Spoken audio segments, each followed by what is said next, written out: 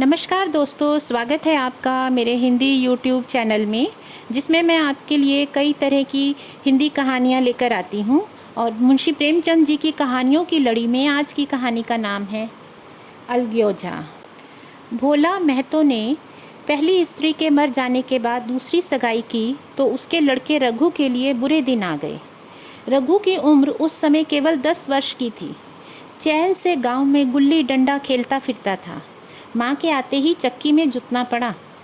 पन्ना रूपवती स्त्री थी और रूप और गर्व में चोली दामन का नाता है। वह अपने हाथों से कोई काम न करती। गोबर रघु निकालता, बैलों को सानी रघु देता, रघु ही झूठे बर्तन मांजता। भोला की आंखें कुछ ऐसी फिरी कि उसे रघु में सब बुराइयां ही बुराइयां नजर आती। पन्ना की बातों को वह प्राचीन मर्यादा अनुसार आंखें बंद करके मान लेता था। रघु की शिकायतों की जरा परवाह न करता। नतीजा यह हुआ कि रघु ने शिकायतें करना ही छोड़ दिया। किसके सामने रोए? बाप ही नहीं, सारा गांव उसका दुश्मन था। बड़ा जिद्दी लड़का है, पन्ना को तो कुछ समझता ही नहीं। बेचारी उसका दुलार करती है, खिलाती पिलाती है, ये उसी का फल है। दूसरी औरत होती तो निबाह ना होता। वह तो कहो पन्ना सीधी सादी है कि निबाह होता जाता है। सबल की शिकायतें सब सुनते हैं, निर्बल की फरियाद कोई नहीं सुनता। रघु का हृदय माँ की ओर से दिन दिन फटता जाता था। यहाँ तक कि 8 साल गुजर गए और एक दिन भोला के नाम भी मृत्यु का संदेश आ पहुँचा। पन्ना के 4 बच्चे थे, 3 बेटे और 1 बेटी। इतना बड़ा खर्च और कमाने वाला कोई नहीं। रघु अब क्यों बात पूछने लगा? यह मानी हुई बात थी, अपनी स्त्री लाएगा और अलग रहेगा। स्त्री आकर और भी आग लगाएगी। पन्ना को चारों ओर अंधेरा ही दिखाई देता था। पर कुछ भी हो, वह रघु की आसरन बन के घर में ना रहेगी। जिस घर में उसने राज किया उसमें अब लौंडी ना बनेगी। जिस लौंडे को अपना गुलाम समझा उसका मुंह न ताकेगी। वह सुंदर थी, अवस्था अभी कुछ ज़्यादा ऐसी न थी, जवानी अपनी पूरी बहार पर थी। क्या वह कोई दूसरा घर नहीं कर सकती? यही ना होगा, लोग हंसेंगे बला से। उसकी बिरादरी में क्या ऐसा होता नहीं है? ब्राह्मण ठाकुर थोड़े ही है कि नाक कट जाएगी। यह तो इन ऊंची जातों में होता होगा कि घर में चाहे जो कुछ करो, बाहर पर्दा ढका रहे। वह तो संसार को दिखाकर दूसरा घर कर सकती है। फिर वह रघु की दबैल बनकर क्यों रहे? भोला को मरे 1 महीना गुजर चुका था। संध्या हो गई थी। पन्ना इसी चिंता में पड़ी हुई थी कि सहसा उसे ख्याल आया लड़के घर में नहीं है। यह बैलों के लौटने की बेला है, कहीं कोई लड़का उनके नीचे ना आ जाए। अब द्वार पर कौन है जो उनकी देखभाल करेगा? रघु को मेरे लड़के फूटी आंखों नहीं भाते, कभी हंसकर नहीं बोलता। घर से बाहर निकली तो देखा रघु सामने झोंपड़े में बैठा ऊँख की गंडेरियाँ बना रहा है। लड़के उसे घेरे खड़े हैं और छोटी लड़की उसकी गर्दन में हाथ डाले उसकी पीठ पर सवार होने की चेष्टा कर रही है। पन्ना को अपनी आंखों पर विश्वास ना आया। आज तो यह नई बात है। शायद दुनिया को दिखाता है कि मैं अपने भाइयों को कितना चाहता हूँ और मन में छुरी रखी हुई है। घात मिले तो जान ही ले ले। काला सांप है, काला सांप। कठोर स्वर में बोली, तुम सबके सब यहाँ क्या कर रहे हो? घर में आओ, सांझ की बेला है, गोरू आते होंगे। रघु ने विनीत नेत्रों से देखकर कहा, मैं तो हूँ ही काकी, डर किस बात का है? बड़ा लड़का केदार बोला, काकी, रघु दादा ने हमारे लिए 2 गाड़ियाँ बना दी हैं। यह देखो, एक पर हम और खुन्नू बैठेंगे, दूसरी पर लक्ष्मण और झुनिया। दादा दोनों गाड़ियाँ खींचेंगे। यह कहकर वह एक कोने से 2 छोटी छोटी गाड़ियाँ निकाल लाया। 4 पहिए लगे थे, बैठने के लिए तख्ते और रोक के लिए दोनों तरफ बाजू थे। पन्ना ने आश्चर्य से पूछा, ये गाड़ियाँ किसने बनाई? केदार ने चिढ़कर कहा, रघु दादा ने बनाई हैं, और किसने? भगत के घर से वसूला और रुखानी मांग लाए और चटपट बना दी। खूब दौड़ती हैं काकी, बैठ खन्नू, मैं तुझे खींचूं। खुन्नू गाड़ी में बैठ गया, केदार खींचने लगा। चर चर शोर हुआ, मानो गाड़ी भी इस खेल में लड़कों के साथ शरीक है। लक्ष्मण ने दूसरी गाड़ी में बैठकर कहा, दादा खींचो। रघु ने झुनिया को भी गाड़ी में बिठा लिया और गाड़ी खींचता हुआ दौड़ा। तीनों लड़के तालियां बजाने लगे। पन्ना चकित नेत्रों से यह दृश्य देख रही थी और सोच रही थी, ये वही रघु है या कोई और? थोड़ी देर बाद दोनों गाड़ियां घर लौटी। लड़के घर में जाकर इस तरह यात्रा का अनुभव बयान करने लगे। कितने खुश थे सब। मानो हवाई जहाज़ पर बैठकर आए हों। खुन्नू ने कहा, काकी सब पेड़ दौड़ रहे थे। और लक्ष्मण बोला, और बछिया कैसी भागी, सबकी सब दौड़ी। फिर केदार ने भी बताया, काकी रघु दादा दोनों गाड़ियाँ एक साथ खींच ले जाते हैं। जुनिया सबसे छोटी थी। उसकी व्यंजना शक्ति उछल कूद नेत्रों तक परिमित थी। तालियां बजा बजा कर नाच रही थी। फिर खुन्नू ने बताया, अब हमारे घर एक गाय भी आ जाएगी काकी। रघु दादा ने गिरधारी से कहा है, हमें एक गाय ला दो। गिरधारी बोला, कल लाऊंगा। तो केदार ने कहा, 3 सेर दूध देती है काकी, खूब दूध पिएंगे। इतने में रघु भी अंदर आ गया। पन्ना ने अवहेलना की दृष्टि से देखकर पूछा, क्यों रघु, तुमने गिरधारी से कोई गाय मांगी है? रघु ने क्षमा प्रार्थना के भाव से कहा, हाँ मांगी तो है, कल लाएगा। इस पर पन्ना बोली, रुपए किसके घर से आएंगे, यह भी सोचा है? रघु बोला, सब सोच लिया है काकी। मेरी यह मोहर नहीं है, इसके 25 रुपये मिल रहे हैं। 5 रुपये बचिया के मुजा दे दूंगा और बस गाय अपनी हो जाएगी। पन्ना सन्नाटे में आ गई। अब उसका अविश्वासी मन भी रघु के प्रेम और सज्जनता को अस्वीकार न कर सका। बोली, मुहर को क्यों बेचे देते हो? गाय की अभी कौन जल्दी है, हाथ में पैसे हो जाएं तो ले लेना। सूना सूना गला अच्छा ना लगेगा। इतने दिनों गाय नहीं रही तो क्या लड़के नहीं जिए? रघु दार्शनिक भाव से बोला, बच्चों के खाने पीने के यही दिन है काकी। इस उम्र में ना खाया तो फिर क्या खाएंगे? मुहर पहनना मुझे अच्छा भी नहीं लगता। लोग समझते होंगे कि बाप तो गया, इसे मुहर पहनने की सूझी है। बोला, मैं तो गाय की चिंता में ही चल बसे थे। ना रुपए आए और ना गाय मिली, मजबूर थे। और रघु ने यह समस्या कितनी सुगमता से हल कर दी। आज जीवन में पहली बार पन्ना को रघु पर विश्वास आया। बोली, जब गहना ही बेचना है तो अपनी मोहर क्यों बेचोगे, मेरी हंसुली ले लेना। इस पर रघु ने कहा, नहीं काकी, वह तुम्हारे गले में बहुत अच्छी लगती है। मर्दों का क्या है, मोहर पहने या ना पहने। पन्ना ने कहा, चल मैं तो बूढ़ी हुई, अब हंसुली पहनकर क्या करना है। तू भी अभी लड़का है, तेरा गला अच्छा ना लगेगा सूना सूना।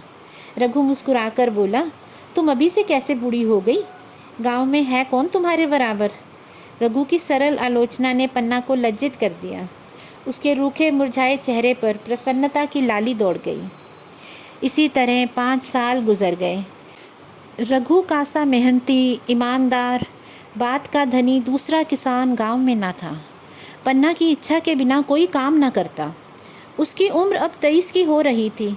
पन्ना बार बार कहती, भैया बहू को विदा करा लाओ, कब तक नेह में पड़ी रहेगी। सब लोग मुझी को बदनाम करते हैं कि यही बहू को नहीं आने देती। मगर रघु टाल जाता, कहता अभी जल्दी क्या है। उसे अपनी स्त्री के रंग ढंग का कुछ परिचय दूसरों से मिल चुका था। ऐसी औरत को घर में लाकर वह अपनी शांति में बाधा नहीं डालना चाहता था। एक दिन पन्ना ने जिद करके कहा, तो तुम ना लाओगे?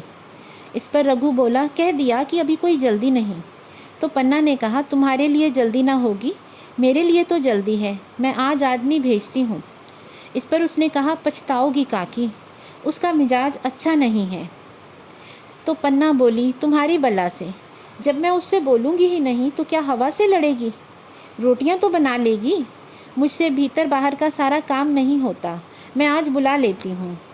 इस पर रघु ने कहा, बुलाना चाहती हो तो बुला लो, मगर फिर न कहना कि यह महरिया को ठीक ना करता, उसका गुलाम हो गया। इस पर पन्ना ने कहा, ना कहूँगी, जाकर 2 साड़ियाँ और मिठाई ले आ। तीसरे दिन मुलिया मैके से आ गई।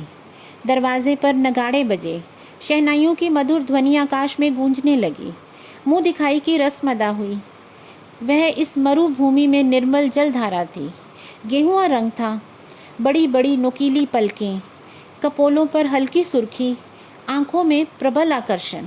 रघु उसे देखते ही मंत्रमुग्ध हो गया। प्रातःकाल पानी का घड़ा लेकर चलती, तब उसका गेहुआ रंग प्रभात की सुनहरी किरणों से कुंदन हो जाता, मानो उषा अपनी सारी सुगंध, सारा विकास और उन्माद लिए मुस्कुराती चली आती हो। मुलिया मैके से ही जली भुनी आई थी। मेरा शौहर छाती फाड़कर काम करे और पन्ना रानी बनी बैठी रहे, उसके लड़के रईस जादे बने घूमे। मुलिया से यह बर्दाश्त न होगा, वह किसी की गुलामी न करेगी। अपने लड़के तो अपने होते नहीं, भाई किसके होते हैं। जब तक पर नहीं निकले हैं रघु को घेरे हुए हैं। ज्यों ही जरा सयाने हुए पर झाड़कर निकल जाएंगे, बात बिना पूछेंगे। एक दिन उसने रघु से कहा, तुम्हें इस तरह गुलामी करनी है तो करो, मुझसे ना होगी। तो रघु ने कहा, तो फिर क्या करूं, तू ही बता। लड़के तो अभी घर का काम करने लायक भी नहीं हैं। इस पर मुलिया ने कहा, लड़के सब कुछ तुम्हारे नहीं हैं। यही पन्ना है जो तुम्हें दाने दाने को तरसाती थी। सब सुन चुकी हूँ। मैं लौंडी बनकर न रहूँगी। रुपए पैसे का मुझे हिसाब नहीं मिलता। ना जाने तुम क्या लाते हो और वह क्या करती है। तुम समझते हो रुपए घर में ही तो हैं, मगर देख लेना तुम्हें तो एक फूटी कौड़ी ना मिलेगी।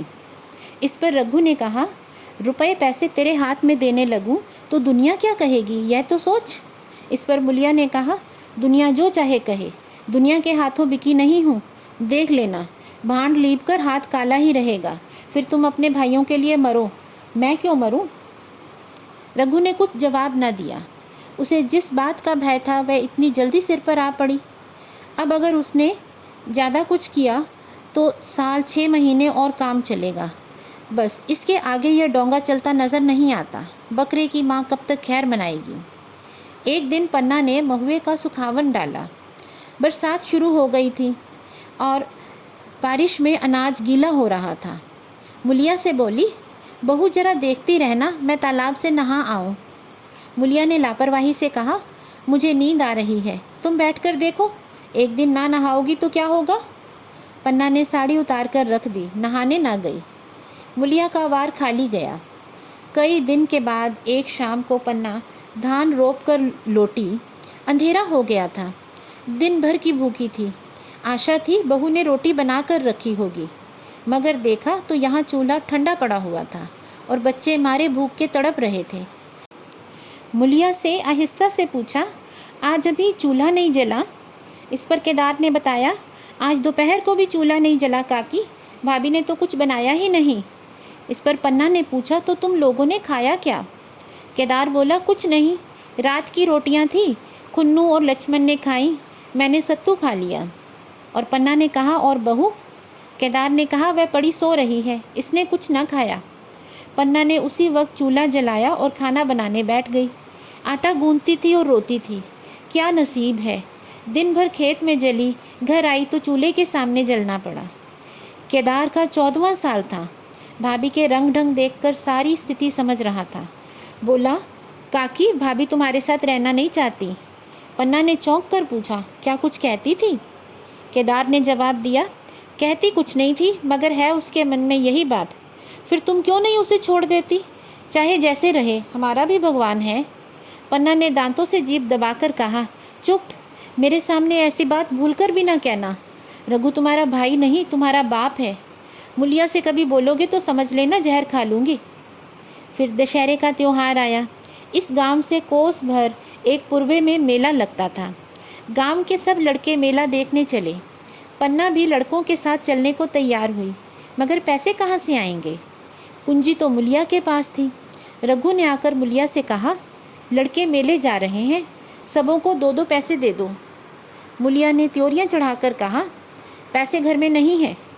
इस पर रघु ने कहा, अभी तो तिलहन बिका था, क्या इतनी जल्दी रुपए उठ गए? मुलिया ने जवाब दिया, हाँ उठ गए। रघु ने फिर पूछा, कहाँ उठ गए, जरा सुनूं तो।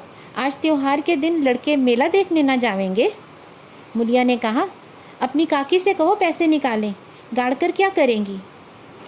रघु खूंटी पर से कुंजी उतारने को आगे बढ़ा तो मुलिया ने उसका हाथ पकड़ लिया। बोली, कुंजी मुझे दे दो, नहीं तो ठीक ना होगा।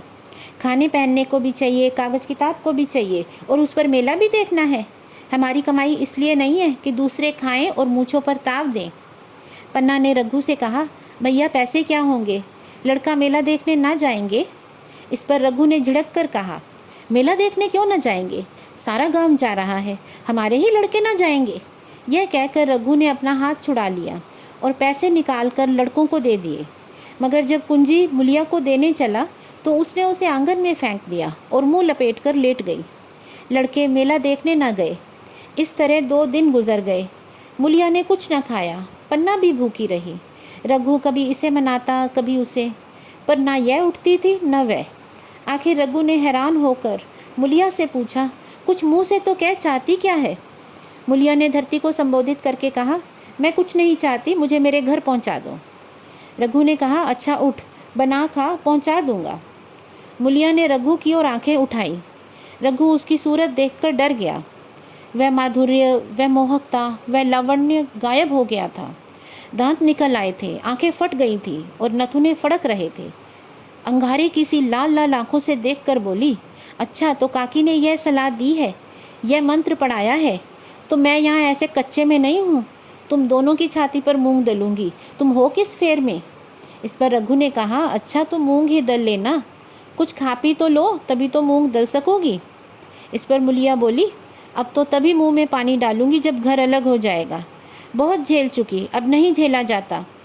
रघु सन्नाटे में आ गया। एक दिन तक उसके मुंह से आवाज़ ही ना निकली। अलग होने की तो उसने स्वप्न में भी कल्पना न की थी। उसने गांव में 2-4 परिवारों को अलग होते देखा था। वह खूब जानता था, रोटी के साथ साथ लोगों के हृदय भी अलग हो जाते हैं, अपने हमेशा के लिए गैर हो जाते हैं। फिर उनमें वही नाता रह जाता है जो गांव के आदमियों में होता है। रघु ने मन ही मन में ठान लिया था, इस विपत्ति को घर में ना आने दूंगा। मगर होनी के आगे उसकी एक न चली। उसके मुंह से आह निकली, मेरे मुंह में कालिख लगेगी। दुनिया यही कहेगी कि बाप के मर जाने पर 10 साल भी मैं ना निभा सका। फिर किससे अलग हो जाऊं? जिनको गोद में खिलाया, जिनको बच्चों की तरह पाला, जिनके लिए तरह तरह के कष्ट झेले, उन्हीं से अलग हो जाऊं? अपने प्यारों को घर से निकाल बाहर करूं? उसका गला फंस गया। कांपते हुए स्वर में बोला, तो क्या चाहती है? मैं अपने भाइयों से अलग हो जाऊं? भला सोच तो, कहीं मुंह दिखाने लायक ना रहूँगा। इस पर मुलिया ने कहा, तो मेरा इन लोगों के साथ निभाना होगा। रघु ने कहा, तो तू अलग हो जा, मुझे अपने साथ क्यों घसीटती है? इस पर मुलिया ने कहा, तो मुझे क्या तुम्हारे ही घर में मिठाई मिलती है?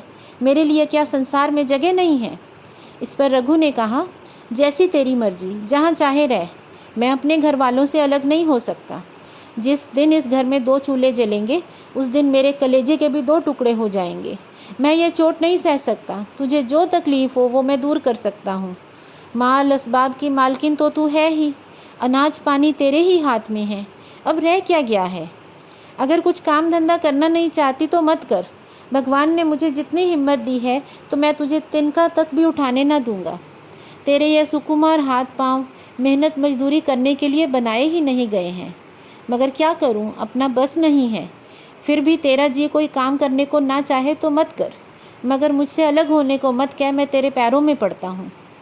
मुलिया ने सिर से आंचल खिसकाया और जरा समीप आकर बोली, मैं काम करने से नहीं डरती, ना बैठे बैठे खाना चाहती हूँ, मगर मुझसे किसी की धौंस नहीं सही जाती। तुम्हारी ही काकी घर का कामकाज करती हैं तो अपने लिए करती हैं, अपने बाल बच्चों के लिए करती हैं, मुझ पर कोई एहसान नहीं करती। फिर मुझ पर धौंस क्यों जमाती हैं? उन्हें अपने बच्चे प्यारे होंगे, मुझे तो तुम्हारा आसरा है। मैं अपनी आंखों से यह नहीं देख सकती कि सारा घर तो चैन करे, जरा जरा से बच्चे तो दूध पिएं, और जिसके बल बूते पर गृहस्थी बनी हुई है वह मट्ठे को भी तरसे, कोई उसका पूछने वाला ना हो। जरा अपना मुंह तो देखो, कैसी सूरत निकल आई है। औरों के तो 4 बरस में अपने पट्टे तैयार हो जाएंगे और तुम 10 साल में खाट पर पड़ जाना। बैठ जाओ, खड़े क्यों हो? क्या मार कर भगा गए? मैं तुम्हें ज़बरदस्ती न बांध लूँगी, या मालकिन का हुक्म नहीं है कि मानना पड़ेगा। सच कहूँ तुम बड़े कटकलेजी हो। मैं जानती ऐसे निर्मोहिये से पाला पड़ेगा तो इस घर में भूल से भी ना आती भी तो तुमसे मन न लगाती, पर अब तो मन तुमसे लग गया। घर भी जाऊँ तो मन तो यहीं रहेगा ना, और तुम जो हो मेरी बात नहीं सुनते।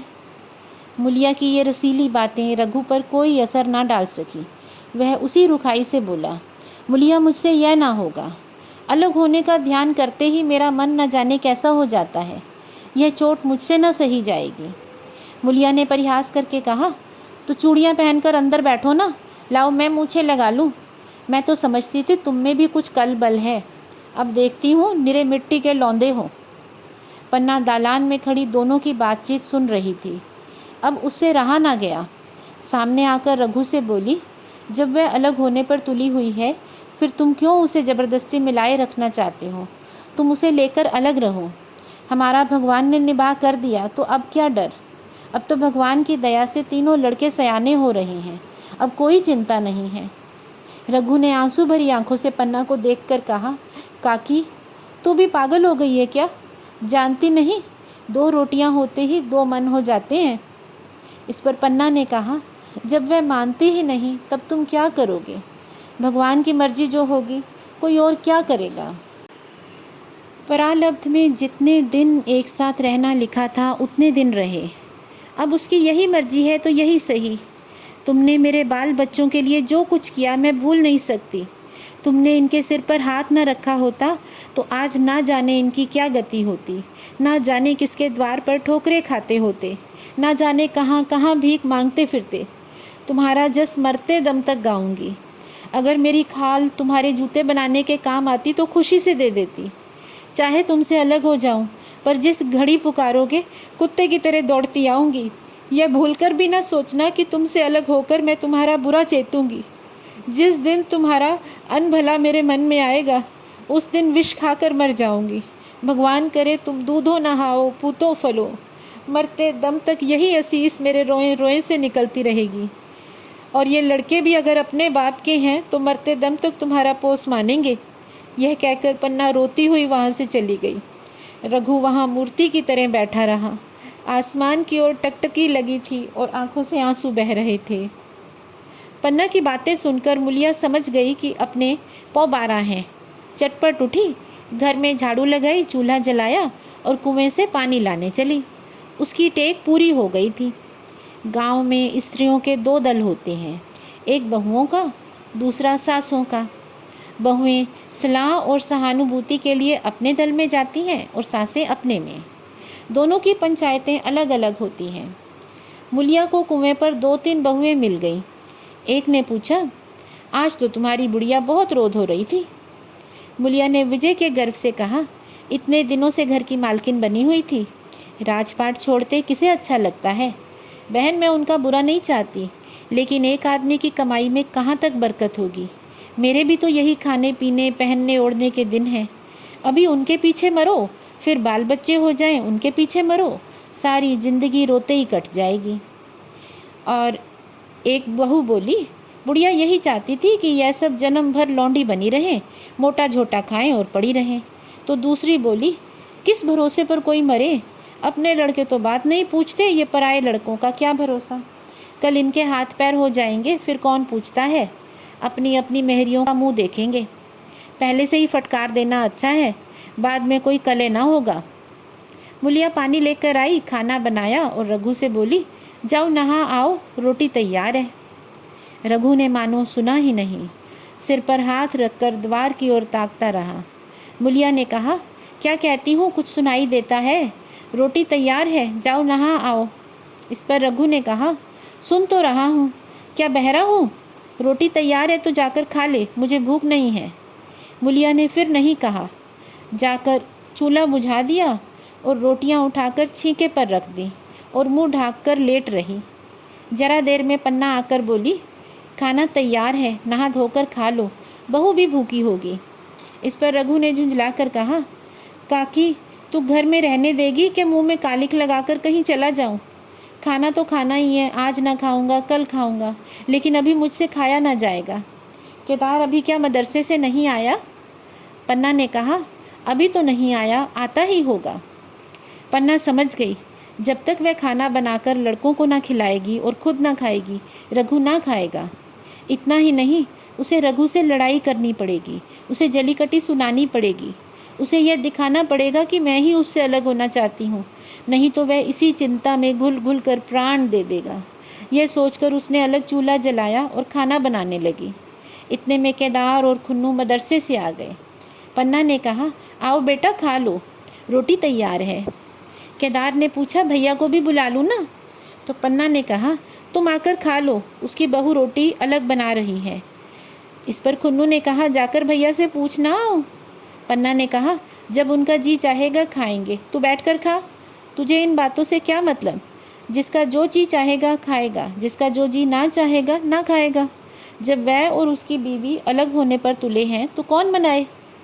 इस पर केदार ने कहा, तो क्या अम्मा जी अब हम अलग घर में रहेंगे? पन्ना ने कहा, उनका जी चाहे एक घर में रहें, जी चाहे आंगन में दीवार डाल लें। खुन्नू ने दरवाजे पर आकर झांका। सामने फूस की झोंपड़ी थी। वहीं खाट पर पड़ा रघु नारियल पी रहा था। खुन्नू ने कहा, भैया तो अभी नारियल लिए बैठे हैं। इस पर पन्ना ने कहा, जब जी चाहेगा खाएंगे। केदार ने कहा, भैया ने भाभी को डांटा नहीं? मुलिया अपनी कोठड़ी में बड़ी सुन रही थी। बाहर आकर बोली, भैया ने तो नहीं डांटा, अब तुम आकर डांटो। केदार के चेहरे का रंग उड़ गया, फिर जबान न खोली। तीनों लड़कों ने खाना खाया और बाहर निकले। लू चलने लगी थी। आम के बाग में गांव के लड़के लड़कियां हवा से गिरे हुए आम चुन रहे थे। केदार ने कहा, आज हम भी आम चुनने चले, खूब आम गिर रहे हैं। इस पर खुन्नू बोला, दादा जो बैठे हैं। लक्ष्मण भी बोला, मैं न जाऊंगा, दादा घुड़केंगे। इस पर केदार बोला, वह तो अब अलग हो गए। तो लक्ष्मण ने कहा, तो अब हमको कोई मारेगा तब भी दादा ना बोलेंगे? केदार ने कहा, वाह, तब क्यों ना बोलेंगे? रघु ने तीनों लड़कों को दरवाजे पर खड़े देखा, पर कुछ बोला नहीं। पहले तो वो घर से बाहर निकलते ही उन्हें डांट बैठता था, पर आज वह मूर्ति के समान निश्चल बैठा रहा। अब लड़कों को कुछ साहस हुआ। कुछ दूर और आगे बढ़े। रघु अब भी ना बोला। कैसे बोले? वह सोच रहा था, काकी ने लड़कों को खिला पिला दिया, मुझसे पूछा तक नहीं।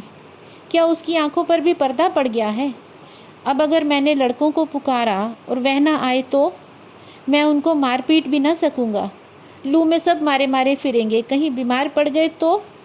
उसका दिल महसूस कर रह जाता था, लेकिन मुंह से कुछ भी ना कह सकता था। लड़कों ने देखा यह बिल्कुल नहीं बोलते, तो निर्भय होकर चल पड़े। सहसा मुलिया ने आकर कहा, अब तो उठोगे कि अब भी नहीं? जिनके नाम पर फाका कर रहे हो, उन्होंने मज़े से लड़कों को खिलाया और आप खाया, अब आराम से सो रही हैं। मोर पिया बात ना पूछे, मोर सुहागिन नाव। एक बार भी तो मुंह से ना फूटा कि चलो भैया खा लो।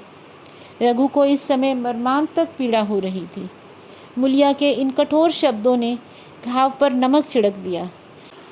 दुखित नेत्रों से देखकर बोला, तेरी जो मर्जी थी वही तो हुआ, अब जा ढोल बजा। इस पर मुलिया बोली, नहीं, तुम्हारे लिए थाली परोसे बैठी हूँ। रघु बोला, मुझे चिढ़ा मत, तेरे पीछे मैं भी बदनाम हो रहा हूँ। जब तू किसी की होकर नहीं रहना चाहती तो दूसरे को क्या गरज है जो मेरी खुशामद करे? जाकर काकी से पूछ, लड़के आम चुनने गए हैं, उन्हें पकड़ कर लाऊं? मुलिया अंगूठा दिखाकर बोली, यह जाता है, तुम्हें 100 बार गरज हो जाकर पूछो। इतने में पन्ना भी भीतर से निकल आई। रघु ने पूछा, लड़के बगीचे में चले गए काकी, लू चल रही है। पन्ना ने कहा, अब उनका कौन पूछने वाला है? बगीचे में जाएं, पेड़ों पर चढ़ें, पानी में डूबें, मैं अकेली क्या क्या करूं? रघु ने कहा, जाकर पकड़ लाऊं? इस पर पन्ना बोली, जब तुम्हें अपने मन से नहीं जाना है तो फिर मैं जाने को क्यों कहूँ? तुम्हें रोकना होता तो रोक ना देते, तुम्हारे सामने ही तो गए थे। पन्ना की बात पूरी भी ना हुई थी कि रघु ने नारियल कोने में रख दिया और बाग की तरफ चला। रघु लड़कों को लेकर बाग से लौटा तो देखा मुलिया अभी तक झोंपड़े में खड़ी है। बोला, तू जाकर खा क्यों नहीं लेती? मुझे तो इस बेला भूख नहीं है। मुलिया ऐंठ कर बोली, हाँ भूख क्यों लगेगी? भाइयों ने खाया, वह तुम्हारे पेट में भी पहुंच ही गया होगा। इस पर रघु ने दांत पीस कर कहा, मुझे जला मत मुलिया, नहीं अच्छा ना होगा। खाना कहीं भागा नहीं जा रहा, एक बेला ना खाऊंगा तो मर ना जाऊंगा। क्या तू समझती है घर में आज कोई बात हो गई है?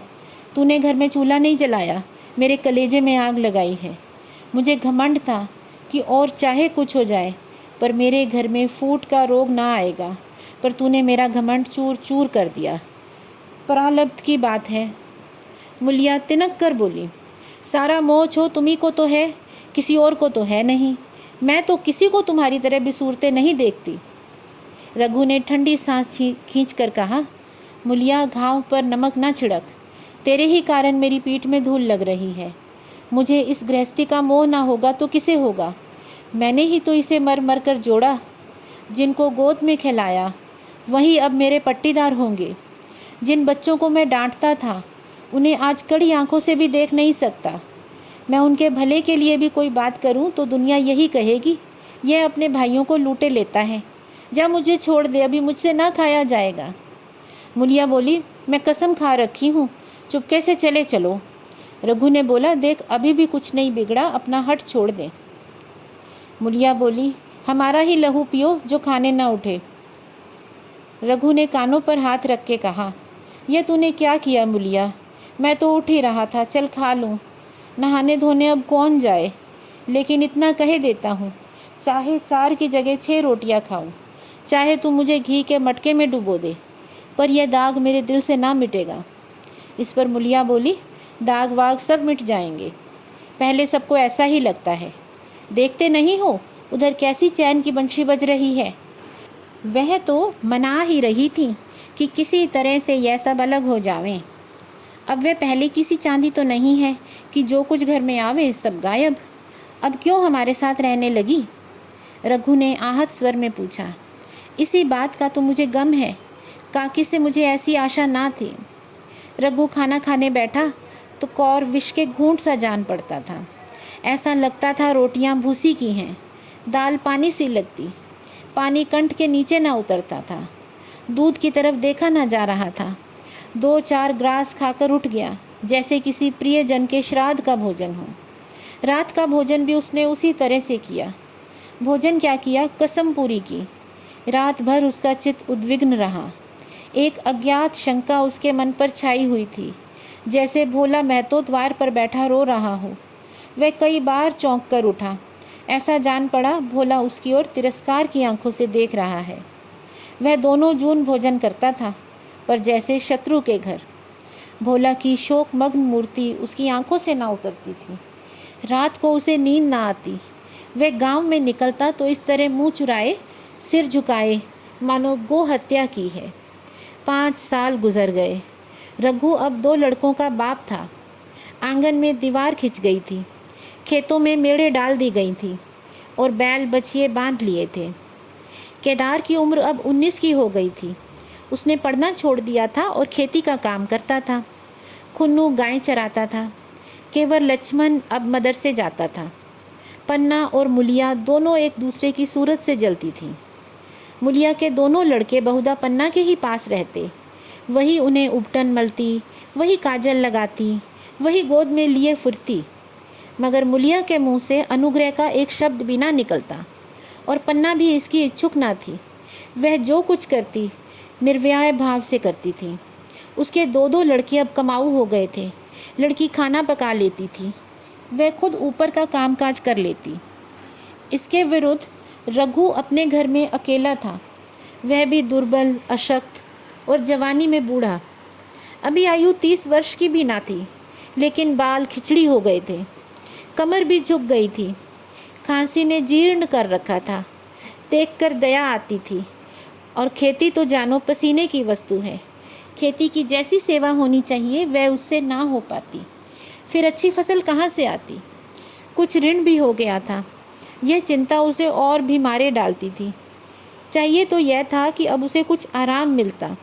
इतने सालों के निरंतर परिश्रम के बाद सिर का बोझ कुछ हल्का होता, लेकिन मुलिया की स्वार्थपरता और अदूरदर्शिता ने लहराती हुई खेती उजाड़ दी। अगर सब एक साथ रहते तो वह तो अब तक पेंशन पा जाता। मज़े में द्वार पर बैठा हुआ नारियल पीता, भाई काम करते वह सलाह देता, महतो बना फिरता, कहीं किसी के झगड़े चुकाता, कहीं साधु संतों की सेवा करता। वह अवसर हाथ से निकल गया। अब तो चिंता का भार दिन पर दिन बढ़ता ही जाता था। आखिर उसे धीमा धीमा ज्वर रहने लगा। हृदय शूल, चिंता, कड़ा परिश्रम और अभाव का यही पुरस्कार है। पहले कुछ परवाह न की, समझा आप ही आप अच्छा हो जाऊंगा। मगर कमज़ोरी बढ़ने लगी तो दवा की फिक्र हुई। जिसने जो बता दिया खा लिया। डॉक्टरों और वैद्यों के पास जाने का सामर्थ्य कहाँ? और सामर्थ्य भी होता तो रुपए खर्च कर देने के सिवा और नतीजा भी क्या था? जीर्ण ज्वर की औषधि आराम और पुष्टिकारक भोजन है।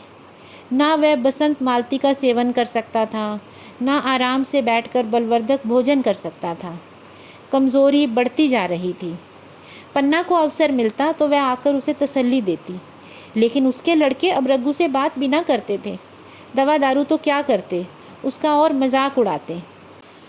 भैया समझते थे हम लोगों से अलग होकर सोने की ईंटें रख लेंगे। भाभी भी समझती थी सोने से लद जाऊंगी। अब देखें कौन पूछता है। सिसक सिसक कर ना मरे तो क्या देना। बहुत हाय हाय भी अच्छी नहीं होती। आदमी उतना काम करे जितना हो सके, यह नहीं कि रुपए के लिए जान दे दे। पन्ना कहती रघु बेचारे का क्या दोष है, तो केदार कहता चल मैं खूब समझता हूँ, भैया की जगह मैं होता तो डंडे से बात करता। मजाक था कि औरत यूँ जिद करती। यह सब भैया की चाल थी, सब सदी सदी बात है। आखिर एक दिन रघु का टिमटिमाता हुआ जीवन दीपक बुझ गया। मौत ने सारी चिंताओं को हर लिया। अंत समय उसने केदार को बुलाया था, पर केदार को ऊँख में पानी देना था। डरा कहीं दवा के लिए न भेज दे, बहाना बना दिया। मुलिया का जीवन अंधकारमय हो गया। जिस भूमि पर उसने मंसूबों की दीवार खड़ी की थी वह नीचे से खिसक गई थी। जिस खूंटे के बल पर वह उछल रही थी वह उखड़ गया था। गांव वालों ने कहना शुरू कर दिया, ईश्वर ने कैसा तत्काल दंड दिया है। बेचारी मारे लाज के अपने दोनों बच्चों को लिए रोया करती। गांव में किसी को मुंह दिखाने का साहस ना होता।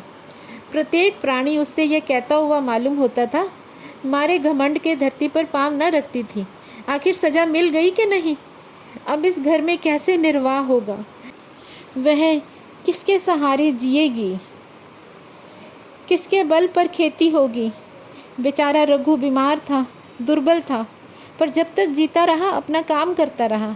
मारे कमजोरी के कभी कभी सिर पकड़कर बैठ जाता था, जरा दम लेकर फिर हाथ चलाने लगता था। सारी खेती तहस नहस हो रही थी, उसे कौन संभालेगा। अनाज की गांठें खलिहान में पड़ी हैं, ऊख लगभग सूख रही है। अब अकेली क्या क्या करेगी। फिर सिंचाई अकेले आदमी का तो काम नहीं है। 3-3 मजदूरों को कहाँ से लाए। गांव में मजदूर थे ही कितने। आदमियों के लिए खींचातानी हो रही थी, क्या करे क्या ना करे। इस तरह 13 दिन बीत गए। क्रियाक्रम से छुट्टी मिली तो दूसरे ही दिन सवेरे मुलिया ने दोनों बालकों को गोद में उठाया और अनाज मांडने चली। खलिहान में पहुंचकर उसने एक को तो पेड़ के नीचे घास के नरम बिस्तर पर सुला दिया और दूसरे को वहीं बैठाकर अनाज मांडने लगी। बैलों को हाँकती थी और रोती थी।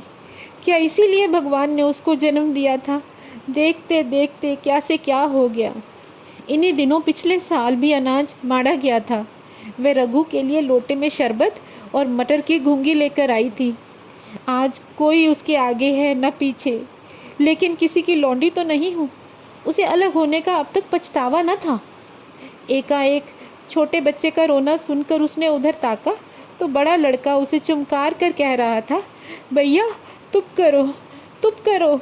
धीरे धीरे उसके मुंह पर हाथ फेरता था और चुप कराने के लिए विकल था। जब बच्चा किसी तरह चुप ना हुआ तो वह खुद उसके पास लेट गया और उसे छाती से लगाकर प्यार करने लगा। मगर जब यह प्रयत्न भी असफल रहा तो वह भी रोने लगा। उसी समय पन्ना दौड़ी हुई आई और छोटे बालक को गोद में उठाकर प्यार करती हुई बोली, लड़कों को मुझे क्यों दे आई बहू। हाय हाय बेचारा धरती पर पड़ा लौट रहा है। अब मैं मर जाऊं तो जो चाहे करना, अभी तो जीती हूँ। अलग हो जाने से बच्चे अलग हो गए हैं क्या। मुलिया ने कहा, तुम्हें भी तो छुट्टी नहीं थी अम्मा, क्या करती। इस पर पन्ना बोली, तो तुझे यहाँ आने की क्या जल्दी थी। डांट मार ना जाती। 3-3 लड़के तो हैं घर में, किस दिन काम आएंगे। केदार तो कल ही मारने को कह रहा था, पर मैंने कहा पहले ऊँख में पानी दे दो, फिर आज मांडना। मड़ाई तो 10 दिन बाद भी हो सकती है। ऊँख की सिंचाई ना हुई तो सूख जाएगी। कल से पानी चढ़ा हुआ है, परसों तक खेत पुर जाएगा, तब मड़ाई हो जाएगी। तुझे विश्वास ना आएगा, जब से भैया मरे हैं केदार को बड़ी चिंता हो गई है। दिन में 100 बार पूछता है, भाभी बहुत रोती तो नहीं है, देख लड़के भूखे तो नहीं है। कोई लड़का रोता है तो दौड़ा आता है, देख अम्मा क्या हुआ, बच्चा क्यों रोता है। कल रोकर बोला, अम्मा मैं जानता कि भैया इतनी जल्दी चले जाएंगे तो उनकी कुछ सेवा कर लेता। कहाँ जगाए जगाए भी ना उठता था, और अब देखती हूँ पहर रात से उठकर काम में लग जाता है। खुन्नू कल जरा सा बोला, पहले हम अपनी ऊँख में पानी दे लें, तब भैया की ऊँख में देंगे। इस पर केदार ने ऐसा डांटा कि खुन्नू के मुंह से फिर बात न निकली। बोला, कैसी तुम्हारी और कैसी हमारी ऊख। भैया ने जिलाया ना होता तो आज या तो हम मर गए होते या कहीं भीख मांगते होते। आज तुम बड़े ऊख वाले बने हो। यह उन्हीं का पुण्य प्रताप है कि आज भले आदमी बने बैठे हो। परसों रोटी खाने को बुलाने गई तो मड़ैया में बैठा रो रहा था। मैंने पूछा क्यों रोता है, तो बोला, अम्मा भैया इस अलग्योजा के दुख से मर गए, नहीं तो उनकी उम्र ही क्या थी। यह उस वक्त न सूझा, नहीं तो उनसे क्यों बिगाड़ करते। यह कहकर पन्ना ने मूलिया की ओर संकेतपूर्ण दृष्टि से देखकर कहा, तुम्हें वह अलग न रहने देगा बहू। कहता है भैया हमारे लिए मर गए तो क्या हम भी उनके बाल बच्चों के लिए मर जाएंगे। मूलिया की आंखों से आंसू जारी थे। पन्ना की बातों में आज सच्ची वेदना, सच्ची सांत्वना और सच्ची चिंता भरी हुई थी। मूलिया का मन कभी उसकी ओर इतना आकर्षित न हुआ था। जिनसे उसे व्यंग्य और प्रतिकार का भय था, वे इतने दयालु, इतने शुभेच्छु हो जाएंगे। आज पहली बार उसे अपनी स्वार्थपरता पर लज्जा आई। पहली बार आत्मा ने अलग्योजे पर धिक्कारा। इस घटना को 5 साल हो गए। पन्ना आज बूढ़ी हो गई है। केदार घर का मालिक है, मूलिया घर की मालकिन है। खुन्नू और लक्ष्मण के विवाह हो चुके हैं, मगर केदार अभी भी कुंवारा है। कहता है मैं विवाह न करूँगा। कई जगहों से बातचीत हुई, कई सगाइयाँ आईं, पर उसने हामी न भरी। पन्ना ने भी कई बार कहा, कई जाल फैलाए, पर वह न फंसा। कहता है औरतों से कौन सुख। महरिया घर में आई और आदमी का मिजाज बदला। फिर जो कुछ है वह महरिया है। माँ बाप भाई बंधु सब पर आए हैं। जब भैया जैसे आदमी का मिजाज बदल गया तो फिर दूसरों की क्या गिनती। 2 लड़के भगवान ने दिए हैं और क्या चाहिए। बिना ब्याह किए 2 बेटे मिल गए, इससे बढ़कर और क्या होगा। जिसे अपना समझो वो अपना है, जिसे गैर समझो वह गैर है। एक दिन पन्ना ने कहा, तेरा वंश कैसे चलेगा। तो केदार बोला, मेरा वंश तो चल रहा है। दोनों लड़कों को मैं अपना ही समझता हूँ। इस पर पन्ना ने कहा, समझते तो हो ही, तो क्या तू मूलिया को भी अपनी महरिया समझता है। केदार ने झेंपते हुए कहा, तुम तो गाली देती हो अम्मा। इस पर पन्ना ने कहा, गाली कैसी, तेरी भाभी ही तो है। इस पर केदार बोला, मेरे जैसे लठ गवार को वह क्यों पूछने लगी। तो पन्ना ने कहा, तू करने को कह तो मैं उससे पूछूं। इस पर केदार बोला, नहीं मेरी अम्मा, कहीं रोने गाने ना लगे। इस पर पन्ना बोली, तेरा मन हो तो मैं बातों बातों में उसकी मन की था लूँ। तो केदार ने कहा, मैं नहीं जानता, जो चाहे कर। पन्ना केदार के मन की बात समझ गई। लड़के का दिल मूलिया पर आया हुआ है, पर संकोच और भय के मारे कुछ नहीं कहता। उसी दिन उसने मूलिया से कहा, क्या करूं बहू, मन की लालसा मन में ही रह जाती है। केदार का घर भी बस जाता तो मैं निश्चिंत हो जाती। इस पर मूलिया ने कहा, वह तो करने को ही नहीं कहते। इस पर पन्ना ने कहा, कहता है ऐसी औरत मिले जो घर में मेल से रहे तो कर लूँ।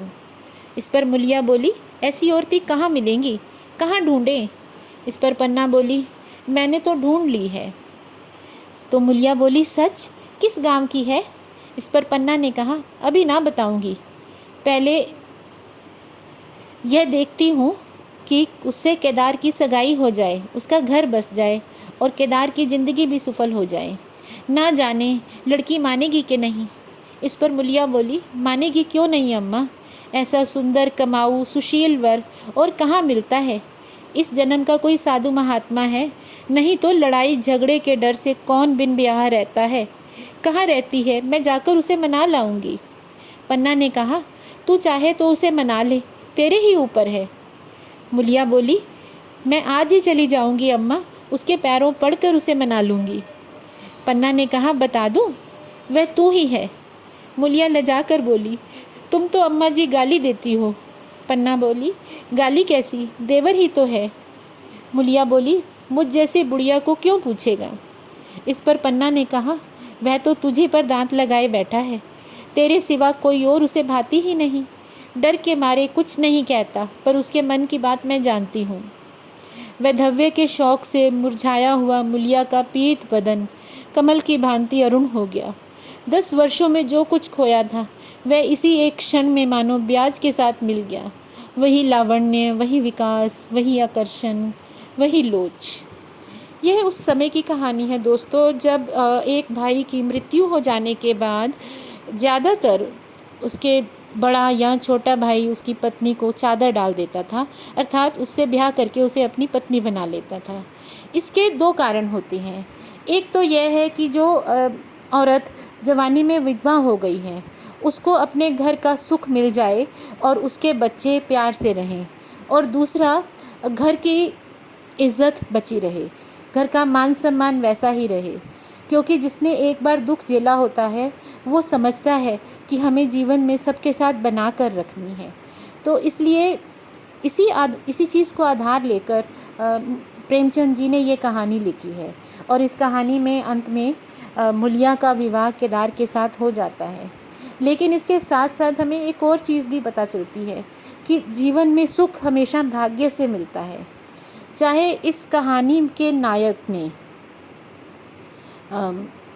अपने घर को बनाए रखने के लिए काफ़ी प्रयत्न किए और वह नहीं चाहता था कि उसका घर अलग हो, लेकिन उसकी पत्नी मुलिया के आगे उसकी एक न चली और अंत में रघु को अलग ही होना पड़ा।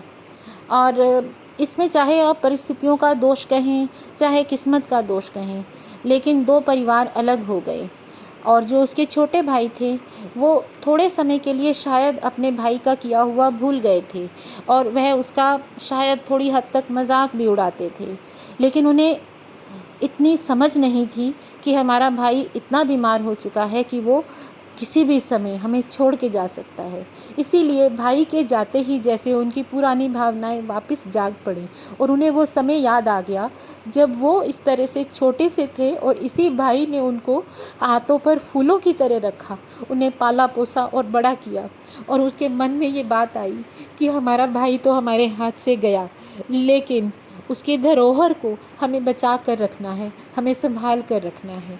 इसीलिए इस कहानी में जो दूसरा नायक है केदार, उसने अपने भाई के बच्चों को अपना बच्चा बना लिया और अंत में उसी की पत्नी को चादर डाल दी और परिवार फिर से इकट्ठे हो गया। हालांकि रघु को जीवन में यह सुख ना मिल सका, पर इतने संताप के बाद अलगयोजा का दुख शायद सबको समझ में आया। और यह कहानी आज की पीढ़ी के लिए भी एक सबक है, जो ये सोचते हैं कि हम अलग रहकर खुश रह पाएंगे। जीवन का सच्चा सुख सबके साथ मिलकर रहने में आता है, बशर्ते कि सब प्यार के साथ एक साथ रहें। धन्यवाद दोस्तों। अगर आपको मेरी कहानियाँ पसंद आती हैं तो आप इन्हें लाइक करें, शेयर करें और मेरे चैनल को सब्सक्राइब करें। धन्यवाद।